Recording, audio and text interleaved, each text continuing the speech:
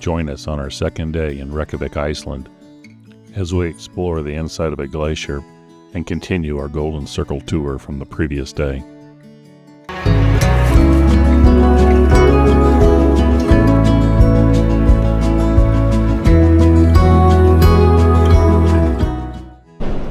The tour was a bit late getting started. They had some problems with the intercom system on the bus, and they ended up switching us to a different bus. Reykjavik and our first stop was at Glacier National Park. This was an area we drove past on the previous day. We didn't stop because we knew we'd be making this stop as part of this tour. I found this very interesting.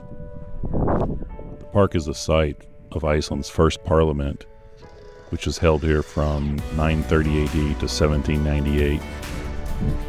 It was an open-air assembly where their laws were set and their disputes were settled. For the people who are also curious, this is the lake I was talking about. Over there you have the rift.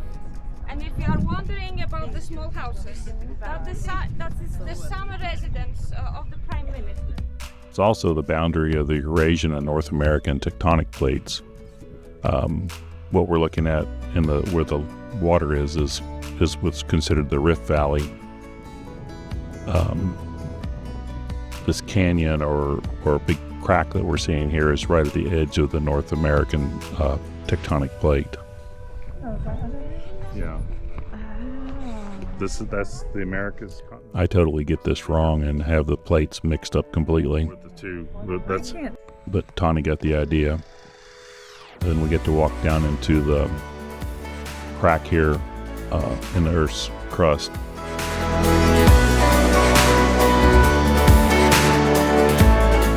Our time was very limited since we were on this bus tour.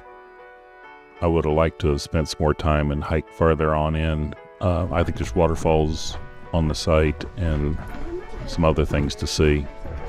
But we made the best of the short time that we had there.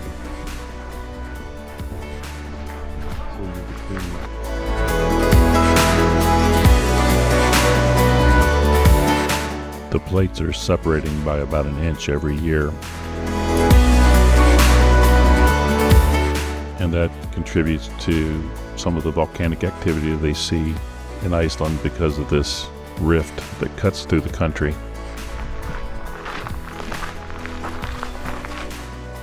We were on a ship-sponsored tour by Holland America. It's called the Glacier Safari by Four Wheel Drive and Ice Cave. It's a 9-hour tour, and we chose to do this one on the second day, as if something went wrong, we wanted to make sure that we would rejoin the ship without any issues. Since the time when the parliament was here. I think because of the bus switch thing that we had to go through, it cut our time down at the national park. I think we had maybe 20 minutes there, which really was not nearly enough time. The bus turned off the main road and we started cutting back through pretty desolate area. I mean, there's really nothing back here except this road cutting through the landscape. 60 times since the settlement. The bus was not very comfortable for me. I'm 6'3" and 270 pounds, and the seats just weren't made for someone my size. They weren't nearly wide enough. And in Iceland, you have to wear a seatbelt even on a bus. So that was a bit of a challenge for me. Some people would find this bus ride pretty unnerving, I guess. The roads were fairly twisty and hilly and bumpy and rocky. Before we actually got into the rougher part of the road, the driver stopped the bus and had everybody make sure that all their belongings were stowed very securely, and that anything heavy was actually on the floor rather than in the overhead in case it was to fall out. And some stuff did actually still fall out of the overhead, even though people that kind of took care of that problem. In the name of farmers that are centered around here, we'll say what's tourist. The camera holds pretty steady here, so as you can see, the bus rocking back and forth, that's pretty much how much it was moving. on these roads. We did have a tour guide that was providing commentary pretty frequently throughout the trip. There was also a representative from the Zuiderdam to represent the Holland America ship line. I think they've had problems before. Matter of fact, they told us that there was one group from a cruise ship, they didn't say which one, but actually got stuck up on top of the glacier. I think the ship was delayed like 10 hours or something like that from leaving on its scheduled time.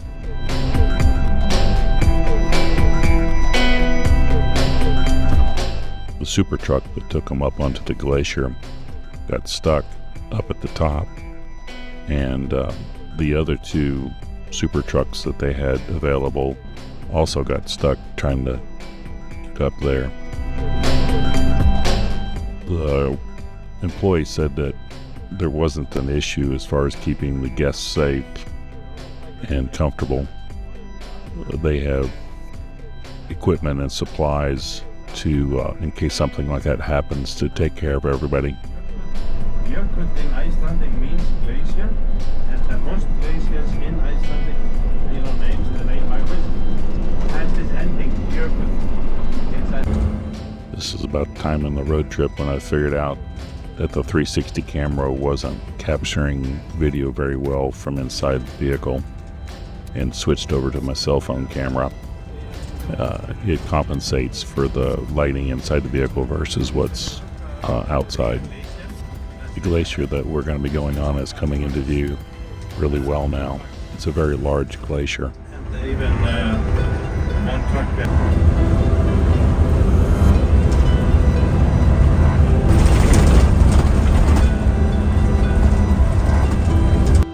The base camp is coming into view right now. They do have restrooms here and a area for you to put on your outer clothing and things like that you may need. Overcoat is what that you will be needing, and then you will go into the truck which are behind the building here.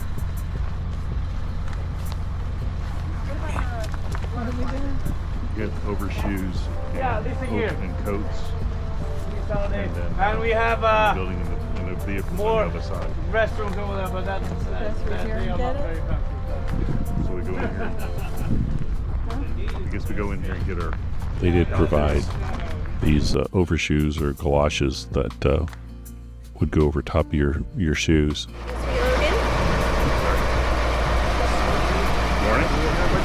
Yeah, I have 2 in here. I wear a size 13, and they did have a size that would fit me. So if everyone could just sit down, buckle up, it's gonna be a bit bumpy. Might be difficult, but if you know big, small, long, short, any of those words in Icelandic, you pretty much guess the name of everything. And so this glacier is a long glacier since it is long. It is 55 kilometers long, or 33 miles. And we have a river running from it. Can anyone guess the name of that river? Long River. Long River, exactly. We have water by the edge of the glacier. Can you guess the name of that water? Long Water. Long water. Not creative at all. But you might have noticed the sign for 1940. We are going to pass 1960 right next to our summer base camp. Those mark the edge of the glacier at that time. You're going to see 1980, 2000, and 2020. We do these measurements every 20 years, but we are doing them more often now, since the distance between 1940 and 1960 is the same distance between 2020 and 2023. So it is shrinking 7 times faster, which is very scary for us Icelanders, since this glacier provides 80% of our drinking water. Most of our population lives in this area. Just to give you an idea of how small Iceland actually is, 270,000 people live in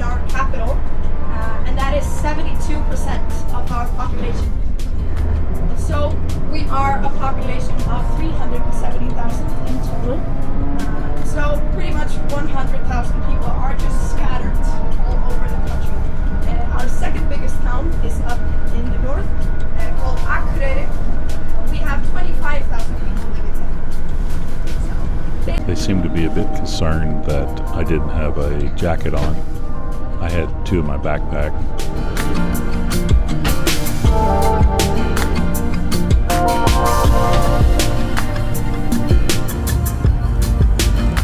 Definitely need them inside the ice cave along with those galoshes because it's extremely wet in there.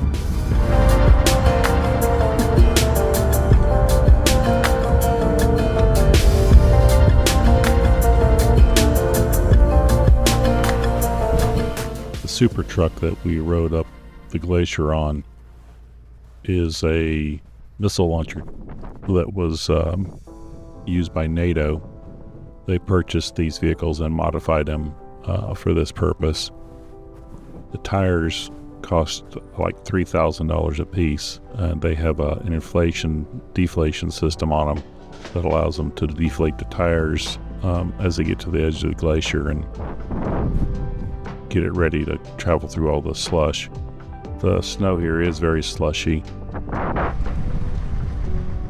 and it wasn't terribly cold outside at this point. That would come later as we went down inside the glacier, where it was a constant temperature down in there and very wet. You can see the entrance to the glacier there, that large culvert sticking out of the snowbank.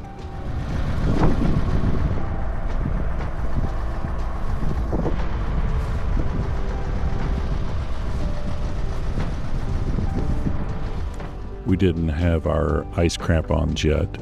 We would get those down inside the ice cave in a bit. So this first part was a little slick with just the galoshes on. You weren't required to wear their galoshes if you had adequate shoes, but I think it's a good idea to go with them simply because they keep your feet dry, and no sense taking any chances on that. In several areas they had kind of a mat laid down that helped provide traction, but like on these steps it was kind of slick. Right here you can see one of those mats, and that made it a lot easier to walk once you had a little more traction, of course.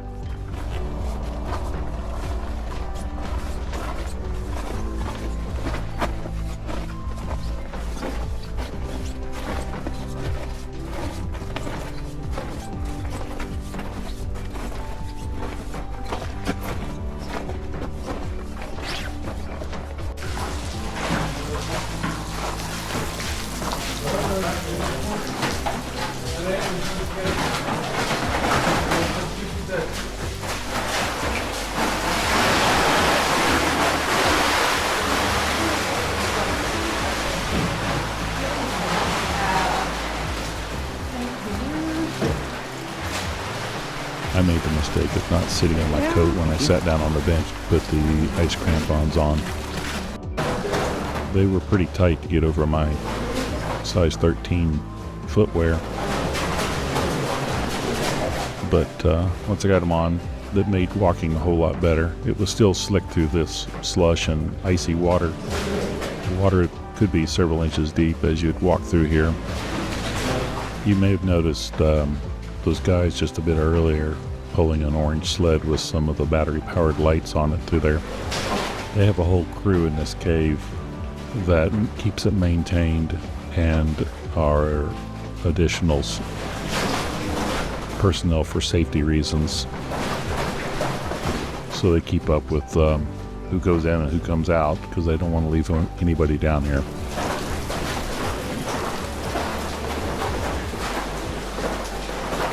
You can see the lines on the wall where it's the ash from various volcanic eruptions that have fallen on the glacier and then get incorporated into it as it builds over the years. I hope you can get a pretty good idea of what this cave looks like. The lighting was poor in some areas for video work. At night, because it gets under 0 degrees. Then we also have way darker lines a little bit further in. Do you know what that is? Volcanic eruption. Volcanic ash. So we have two lines The top one is from the 2011 one, and the lower one is from the 2010 one, Eyjafjallajökull. Does anybody know how to say Eyjafjallajökull? I'll take that as a no. And it actually says on the small print on your tickets when you book them, you have to be able to say the name of it by the end of the trip, or we can leave you up here. So keep that in mind. To make it a little bit easier for you, you can just call it E15. Yeah, it's a little bit easier than Eyjafjallajökull. But if you split it into 3 words, as I tell people, we like to do that a lot. I think you're blaming the lady over here. If you split it into 3 words, we like to take many words and just put them into one because we are too lazy to make new ones. On this tour, we would travel down about 1 kilometer into the glacier. The depth, I'm not sure how deep we actually go. I know at one point we're about 45 feet under the surface of the glacier. But it was a good experience, and if you get a chance to do it, I would highly recommend it. You don't have to do it through a ship tour course. It's offered directly with various third-party tour groups. Yeah, this is Amulan that I was talking about earlier. This is what they look like. And eventually we'll create a new one if we don't fill it up with snow or ice in the floor. How thick is the ice above us? Above us here is about 15 meters, so 45 feet.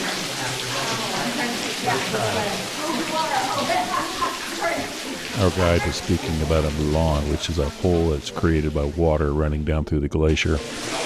This one has to be continually filled with snow and ice to make it able to walk through this part of the ice cave. To go away very fast. So in 100 years, I won't have a job anymore. In this part of the cave, they provided a good photography opportunity.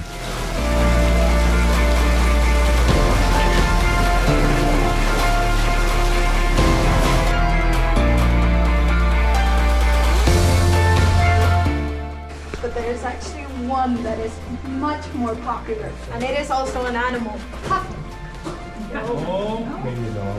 A dog. Exactly.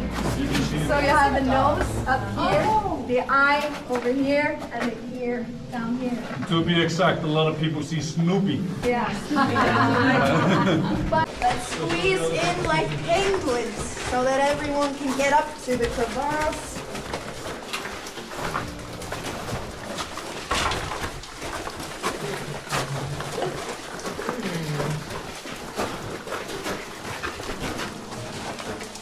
So, as you noticed, here we have a crevasse.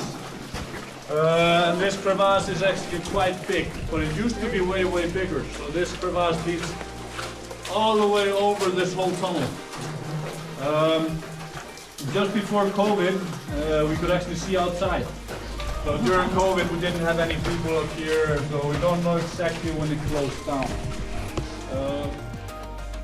At this point in the tour, we started making our way back out of the cave. I've included a few snapshots here to give you some other views of the cave.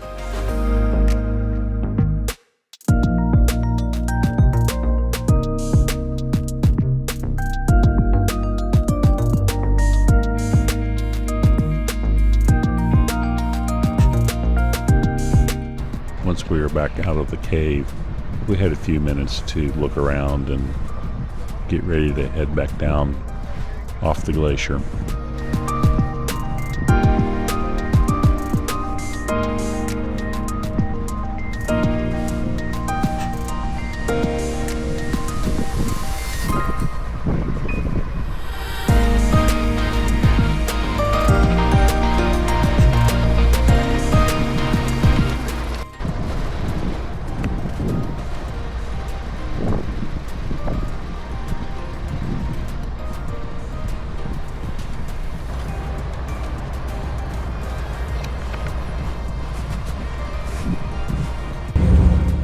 had a bit of traveling before we got to our lunch stop.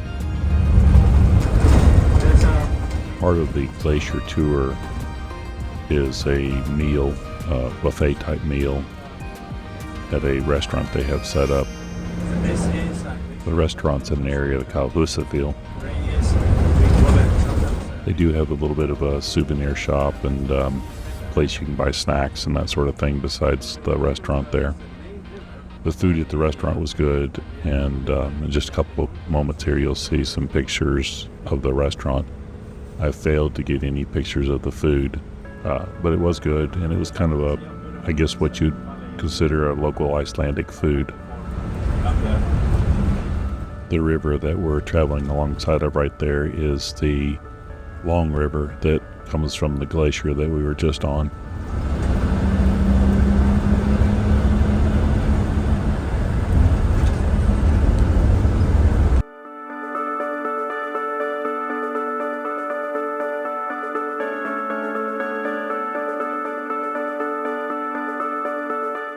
Our first stop after lunch was Reykjavik, which is this gorgeous waterfall. The water actually flows underneath a lava field. To my understanding, this water originates from the glacier that we were just at. This is one of the prettiest waterfalls you'll ever see.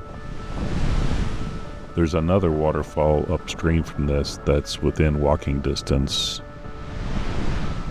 Due to time constraints, we couldn't go that far up the path to get to it and take a look at it. From the pictures I've seen, it's not a really large waterfall, it's more of a large rapid. And with this one, it was one not to be missed.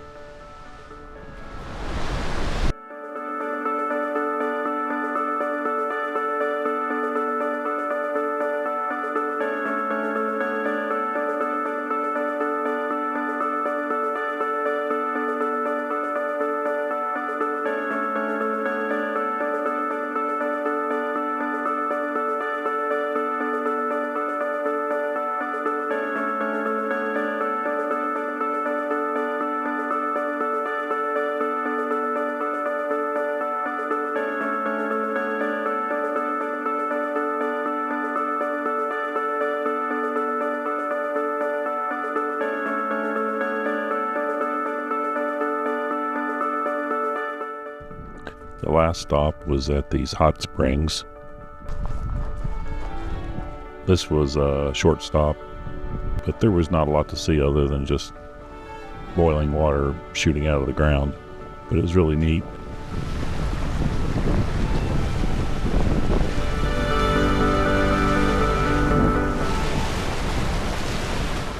The water shoots out of this hot spring at about 50 gallons per second. It supplies hot water to businesses and homes within 40 to 50 miles from this location. They have it piped from here. You saw the building next door that was the pumping station that gets it pushed out to the different places. But they use it for heating and for hot water for these homes, so they don't have to expend any energy for doing that in their homes, businesses.